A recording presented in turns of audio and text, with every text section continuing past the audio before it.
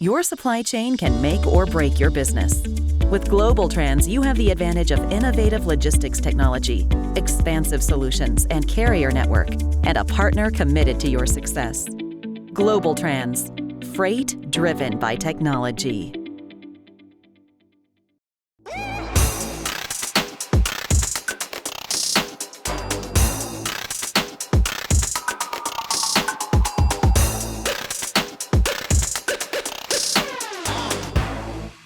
Welcome to Off the Supply Chain, the show for shippers and all the ways we think about the interconnected relationships of the supply chain. If the supply chain is all about cooperative competition, so is our show. We're bringing you compelling perspectives from 3 market experts. On today's episode, we're talking about transparency in the supply chain. We talk a lot about transparency and visibility, especially when it comes to the sharing of data and information. Many in the logistics industry are on a mission to bring siloed sources together, while others believe it's a strategic advantage to hold on to their sources. And now over to our host, Chad Prevost. And today we are joined by 3 market panelists: Ken Smith, CTO of FreightWaves, ELLIS Smith, General Content Manager of FreightWaves, and Kevin Hill, Director of Research at FreightWaves. Each guest gets 40 seconds to respond with a 30-second follow-up for each of the first 3 rounds. Then we have a lightning round. We keep score, and the winner is the Off the Supply Chain Champion of the Week. One theme that emerged during a panel on innovation in maritime logistics at the Worldwide Supply Chain Federation in New York City earlier this summer is that customers are demanding that competing supply chain management and supply chain logistics technology and service providers with whom they have done business in the past collaborate more with one another. Customers are making these demands in order to increase visibility and transparency within their supply chains. This is forcing once sworn enemies into awkward conversations with one another. The dictum from customers is collaborate or risk losing your business. So what do you think about the demands that consumers are putting on businesses to be more transparent? Kevin Hill, we'll start with you. I think it's a long-term trend. I think customers or businesses and their vendor networks have always wanted collaboration between, of course, competitors, their vendor competitors. Of course, they don't want to turn around and be open and transparent to their rivals as well. So it's something that, over time, little by little, companies are sharing data, making sure that that data doesn't really reveal any trade secrets, and gives enough to kind of streamline some of their operations, some of their logistics going forward, but it's a long, slow battle. Okay, long, slow battle or fast and hot? Well, I think it's not going to be this paradise, this utopia of open information and let's all be friends and we'll all split the money. It's going to be a torturous process. If you look at, one of the great things about freight is it's a little slower than a lot of other industries. So you can look at other industries as sort of a blueprint, right, for what's going to happen. And there are always standards and there are always partnerships, but there are also shifting alliances as people seek to unseat the incumbent. And I think you're going to see that too. It's going to go in fits and starts.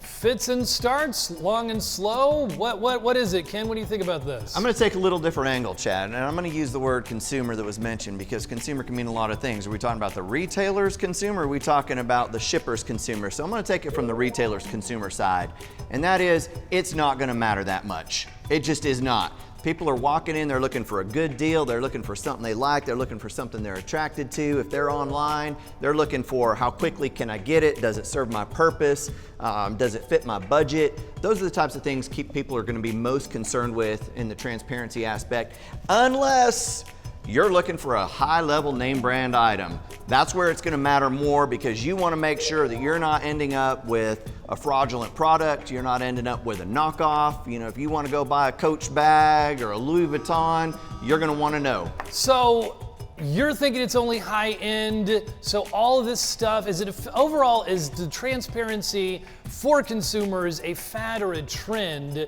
I would say that I'm hearing from you fad, except for maybe a trend on high-end I think merchandise? it's a trend on high-end merchandise. You want to know for sure that you're getting what you're paying for, and it's not just a label that's been stitched on. Okay. What do you think, Ellis? Well, I mean, I'd like to say it's a trend, and in some ways it will be, but at the same time, we still have cell phones with plugs that don't work with one another, right? I mean, we still have laptops with incompatible operating systems, and we've been doing this for a long time as well. So, I mean, yeah, consumers can demand it all they want, but if it's in, the industry, the companies, financial best interest, whether it's because of their market position, where they don't have to give a crap about that, right? Or maybe There's plenty of companies that don't. Right, they don't. Sure. And so, I mean, I think that we'll see it move along largely the same way as the rest of the industry. Yeah, or like maybe they're the Apples of the world that pride themselves on not cooperating with anybody else. Right. You just join us. What do you think, Kevin? I think companies will align when it makes sense and for the bare minimum, and then if that doesn't work out anymore, kind of like the Apple, Google, kind of, and Microsoft kind of fad or a trend? Fad or trend? Probably a fad. I think it's a fad. I think high-end goods definitely. High-end goods. You want to know that talking about just real. Microsoft and Google. I mean, there are companies, again, like your Coach or your Louis Vuittons, that they are well-known name brands, but they're not a Google or a Microsoft or an Apple that already owns half the universe that uses their products. You have to be more selective, and in that case, they're going to have to do more to attract that consumer. All right, very good, guys. At the end of round 1, we have Kevin Hill with 3 and Ken and Ellis Smith with 5 points. Project 44, the Chicago-based visibility solution provider, has secured major contracts with Amazon and Walmart, 2 of the world's largest retailers. These customer acquisitions are significant not only because of the retailers' respective scales, but also because both Amazon and Walmart have reputations for supply chain innovation. Both retailers go to great lengths to place inventory where their customers can access it and have used their leverage to drive efficiencies in their own suppliers' operations. Amazon and Walmart on-time, in-full OTIF requirements are some of the most stringent in the retail industry. So where are we with visibility in the industry? Let's start with Ellis. Where are we with visibility in the industry? I'd say we're we're halfway there, but I'm not going to say we're living on a prayer, because it's still moving along. We have different people with different visibility solutions. Some of them are starting to get more compatible with others. Some of them are not. Visibility doesn't mean anything if only a portion of my freight is visible, or only a certain number of my trucks, and I can't really. You start to get into, it's more statistical analysis than real visibility, right? You're taking a small portion and you're trying to extrapolate that. So I think we're starting to see some people that are grabbing market share, that are doing more open methods of visibility, but I think we still have a ways to go. What do you think, Ken? Visibility. I think this is an amazing feat by Project 44. You have landed 2 of the largest retailers, not just because you've been able to get them. They've been dodging it for years and years and years, the Amazons and Walmarts, but the simple fact that you have now landed this visibility deal with the trendsetters in the industry. Other people will be forced to keep up. Other people are going to be forced to start looking at what Amazon and Walmart are doing, and if what they're doing is saying, we're going to have to partner to increase visibility through this entire process, other people are going to start following suit. So I think this is a huge move forward in the marketplace that we're showing right now. Kevin, before we even talk about the Project 44's place with Amazon and Walmart, just where do you think we are with visibility in the supply chain right now? I think probably it's second inning. I think P4, it's a huge deal for Project 44, right? They have Amazon and Walmart, but then everybody else has to get up to that standards of visibility as well. And that data for visibility is just really coming online in the last couple years with ELDs and a couple other tech boosts. So we're just right at the early stages. And of course, we're getting a lot of data in. How do you analyze that? How do you put a narrative to the statistical analysis? Where does that feed throughout the entire supply chain? And most companies haven't figured that out yet. So very early stages. I agree. And you think about timeline. Project 44 has been around for about 5 years, right? The last 18 months is when this has started to really be looked at. So when you want to look at the curve, we're probably, as my colleagues have said, we're probably about halfway there, and you can watch that trend with how venture capitalists is investing in these companies like Project 44, and you start to see where that massive growth has happened, but it's really only been in about the last 18 months. So halfway there would indicate fourth or fifth inning to me, so you disagree with the second inning? Yeah, I mean, don't forget, Project 44 doesn't exist in a vacuum here. I mean, you have other participants like Forkites, you have Trucker Tools, whoever. There's a whole bunch of participants in this market with different solutions. Each one says, no, I have a competitive advantage. No, I have a competitive advantage. I'm bigger with the brokers. Well, I'm bigger with the shippers. Well, I have the biggest shippers. Well, I have more brokers. And so ultimately, it's going to be, refer back to our first question, right? It's going to be, how do we plug these things into one another once we all gobble up all the ungobbled market share? And who ultimately cares? Because you have to be able to sell that to them. You can't just say, I'm setting a trend, I'm setting the marketplace, I'm setting the direction, but there's not really a need to. Kevin, final word? Yeah, so basically what Ellis described, that sounds the second, like the early stages to me, like second inning. We're trying to find, Forkites is trying to define their target. P44 is. There's a couple other tools out there, and just over the last 18 months, so there's still a lot of ground to go to solidify that market and move forward. Landing the two top retailers it's huge. Takes us beyond second, in my opinion. I think we're a little bit further along when they start adopting. Two top retailers, that is right. After 2 rounds of competitive banter, it is Kevin Hill needing to come. He's got 6. He needs to get on the comeback trail. Ellis Smith having the lead at 10, and Ken Smith at 10. Where is my romaine? The latest case of the E. coli outbreak is another example of the impressive capabilities already at our disposal. It is now a matter of comprehensive and intentional collaboration and compliance between parties, not the least of which are ag companies creating guiding principles for their own transparency use cases, whether the information is agronomic, land, farm management, machine, weather, or livestock. All data points can help secure the chain. So guys, why is traceability not already here? Let's start with Ellis Smith. The government. I mean, seriously though, I mean, when stuff comes in, they're still using fax machines. They're still using stacks of paper and filing cabinets in many cases in these ports. If you go back to, I'm ready for a salad now, that looked delicious, but not one with E. coli, and we did have that where we had to cancel Caesar salads for a little while, and we had to go back to fax machines and fax reports and try to figure out where this thing is. Ultimately, they had no idea, so they just said, okay, we're removing the lettuce from the US supply chain. That was the solution, because we couldn't drill down. But I think everybody's aware there's a problem. There was a blockchain hearing recently where they did look at, are there ways to digitize this? So the government is aware there's a problem. Kevin, so how long does it really take to figure out where the tainted source is right now anyway? It takes a long time. It does? It takes a long time, and it's a shotgun approach, right? You can't find exactly where it came from. You can find a close approximation to it, and that's what we do because we have fax machines and not really huge, big technologies. The agricultural market's kind of like the trucking market. It's behind, right? People are still using fax machines and telephones and all of that. So there's not really the RFID, there's not really the traceability to go back. You might be able to go back to a region, maybe a field at some points, but until you get a better tagging system, better insights into the supply chain, you're going to have these mass recalls. Ken, does everyone want traceability in the supply chain? Well, I would certainly hope so, and I think we can be doing a lot better job. We've got a lot of the technology in place to be doing this. The Internet of Things, for example, we mentioned RFID. I don't know about the whole fax machine piece as much, but we've got plenty of technology we could be putting in place. For example, we don't need to know just where the truck is. We've got the technology and the ability to know what the temperature is inside the truck. We've got the ability to know what the humidity is inside the truck. We want traceability for things like E. coli and to be able to find out where the sources of very specific shipments came from.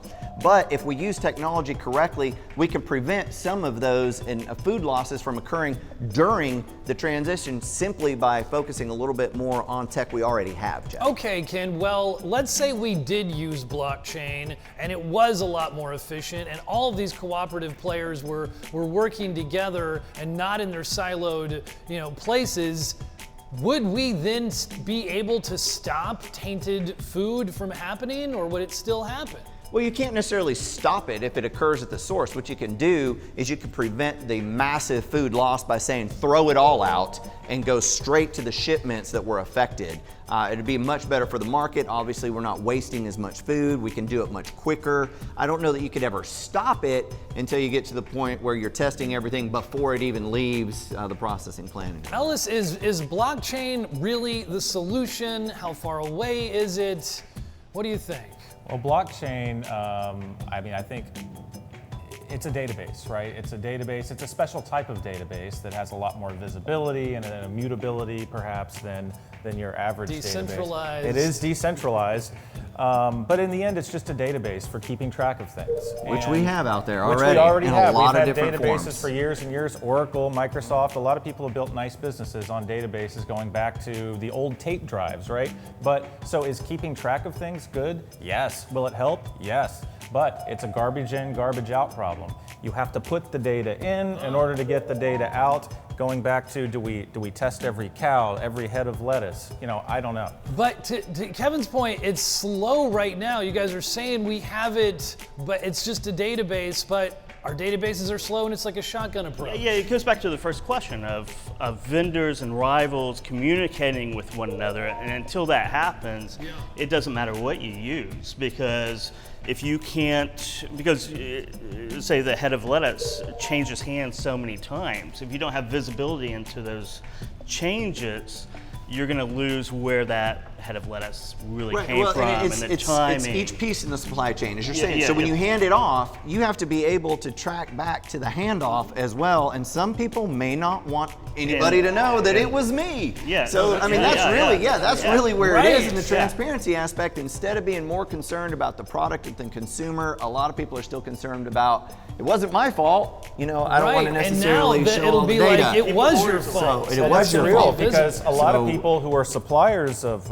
let's just say lettuce or oysters, they know that sometimes the temperature dips below or above where it's supposed to be, and do you want sometimes they know it did and they don't want to say anything about it. Yeah, we have the ability to track it. We have to want to track it. The lawyers come knocking whenever that happens, right? And that is our signal that the first 3 rounds are under our belts. Now it is time for the lightning round. Let's an update on scores. Kevin Hill at 10, Ellis Smith at 15, and Ken Smith at 13.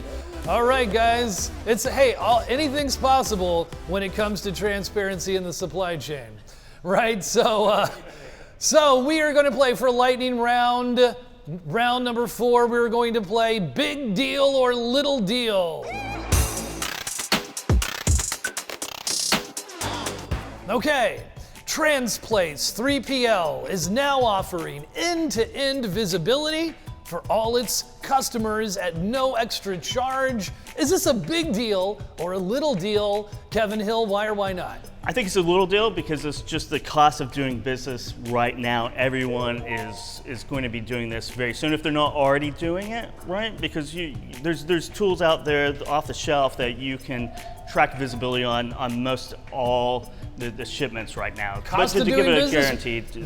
What do you think, Ellis? Big deal because Transplace is huge, and they're saying the bar has been raised. If you want to play in our ball game, these are the new rules, right? And I think that's going to have a big effect. I think they're going to grab market share until and if others come along. Wow. Big deal, huge deal, Chad. Simply because consumers want more, they want more faster, they want to know where their product is, they want to know when it's shipped, they want to know when it hits their doorstep so that they can go and get it. It is going to continue to be a bigger and bigger deal, and those who do not adopt are going to fall behind exponentially faster than they're being able to keep up. Yeah, but I thought it was only for high-end things that customers No, you said customer. That was consumer. This is point for customer. Now, thank you for that delineation, but this is customer, not consumer. Fair enough. Okay. It's a distinction. There is a distinction, and I made that to begin with. I will give you another point in a moment. Quickly sourcing capacity and moving spot freight is challenging and often inefficient for enterprise shippers, taxing limited resources within budget-limited transportation departments. The lack of transparency in the market, as well as the manual work of sourcing and pricing freight, often results in lack of operational flexibility, cost creep, and service failures. On-demand freight has transformed the industry. Big deal or little deal, why or why not? Ellis Smith. Big deal. Enough said. No, on demand, yes. I mean, think about on-demand mobility, on-demand food. I use it all the time. Dinner delivered, bring me an Uber. Why would that not be useful to businesses who suddenly have something they need to move? Of course it's great. Okay, big deal or little deal, Ken? Big deal, Chad. Big deal. Because again, we're going back to the demand industry, but the main reason it's a big deal is the information we're bringing to the marketplace will allow people to truly compete in a spot market.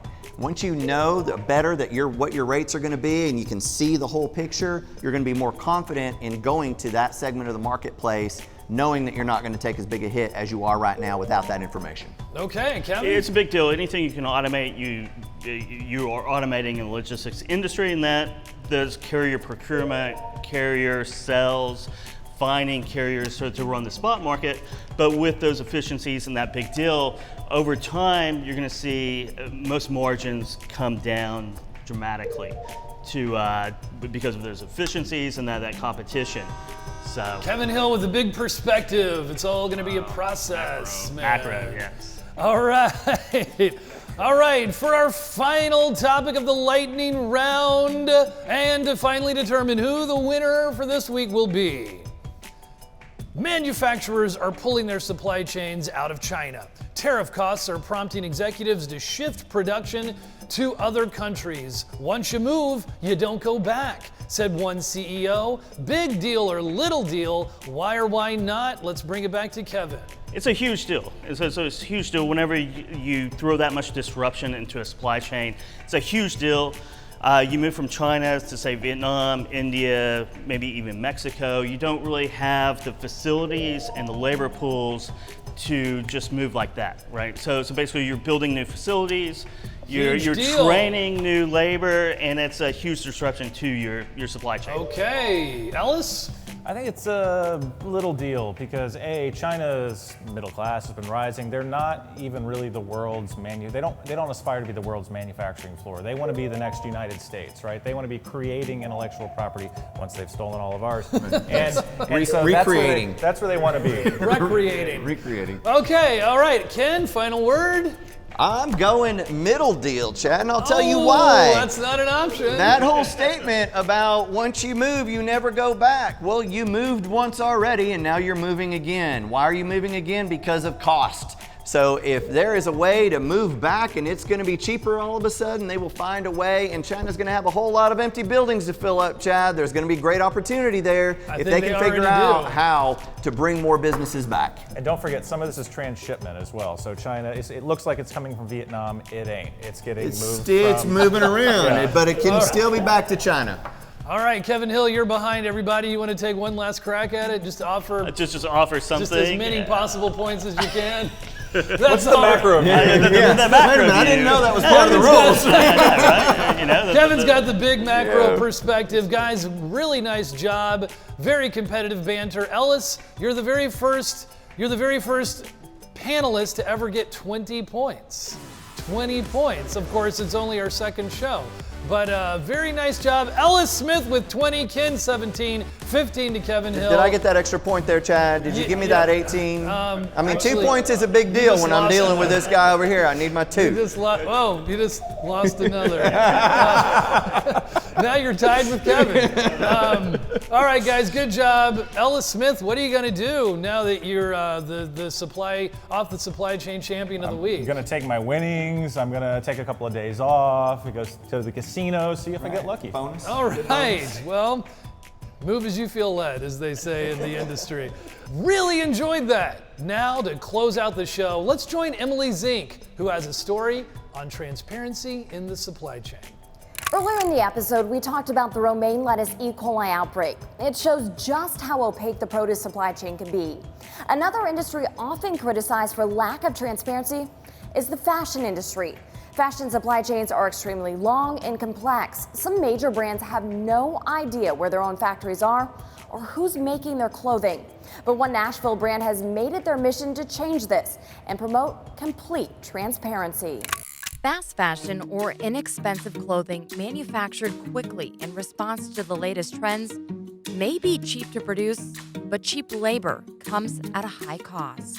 At least 45 million women that work in fashion manufacturing, and only about 2% of them make a living wage. Able, a lifestyle brand headquartered in Nashville, Tennessee, is hoping through disruptive transparency, they'll change the fashion industry. We want to show consumers and brands that this is actually a really good business move, to be honest with your consumers and to treat your people well. Jen Milam, the director of merchandise planning for Able, says the company's founder, Barrett Ward, was inspired to start his business while living in Ethiopia and seeing firsthand how extreme poverty forced women to resort to prostitution to support their families. Able went from only producing and selling scarves made by women in Ethiopia to offering a wide variety of products, from leather bags to handcrafted jewelry made all over the world. Able's one-of-a-kind jewelry is manufactured in Nashville. I never had any stable employment. I'd been on drugs since I was 13 years old, so I didn't think I had a future past my drug addiction. Chelsea Gumby's life changed for the better when she was introduced to the ethical fashion brand a few years ago while in a recovery program. Able had came to volunteer with the ladies and make jewelry one night, and they noticed me because I was helping everybody else, put together their jewelry before I did my own. Gumby was offered a position and has grown with the company.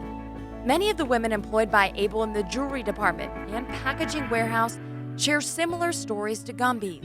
Able is giving these women an opportunity to escape their past and be successful in the future. If you get out of a situation like Chelsea did and you are making minimum wage, you are then now back in a cycle that you cannot get out of. Milam says the living wage in Nashville is $12 an hour. Able's lowest wage paid is $14 an hour, and that's public knowledge. They openly publish employee wages. Because we have not seen this done successfully with a fashion retailer publishing the lowest wage at their manufacturers. We want to prove that it's a model that is scalable and sustainable and profitable. Milam says by publishing wages, it protects and empowers their employees and equips the consumer with the info they need to demand more from the fashion industry. Able also holds their product vendors to the highest standards. These genuine leather bags crafted in Ethiopia, sold by Able, are made by women who are being paid quality wages and are in safe working environments. Able knows this because they send folks to their manufacturers. Being there on the ground and being in relationship with people gave us information that no other audit or certification is getting at this point. Milam says Able could not find an audit where people were actually going into manufacturing locations around the globe and interviewing employees about wages and working conditions, so they created Accountable, a radical reporting system designed to give customers a transparent look at their manufacturing partners. I think if the consumers decide that they care about this, in 10 years there will be essentially a nutrition label on every piece of clothing you pick up, where you immediately have information about not only the people impact, but probably also the environmental impact. Able is leading the fashion industry by offering complete transparency. They hope other brands will be just as vulnerable and pledge to make a change. Because the fashion industry won't change unless retailers treat their employees better and consumers start asking questions. The Able brand can be found in more than 1,200 boutiques all over the country. That's it for Off the Supply Chain. Tune in next week when we're talking about the future of retail. GLOBALTRANZ offers a full suite of solutions around logistics, supply chain, and transportation. Technology is what we do. GLOBALTRANZ is bringing the trucking industry into the 21st century. From a small family-run business to now almost $1 billion company, we did that all together as a team, and we're bringing the people, processes, and software together. When I joined the company 3 years ago, I was attracted to the high growth and fast-paced environment, but I'm proud to say that we still have that nimble entrepreneurial spirit. As a leader in logistics technology, our platform allows us to serve any market, any mode, at any time. We're at the forefront of the logistics market. Our teams will always find a way to adapt to the best possible solution to service our customers. Our team is here for our customers, literally 24/7 by 365, because we need to be, and we'll get it done anytime, anywhere. We have a very competitive team, and that's what we really enjoy doing. Our mantra is simple: we are the future of freight.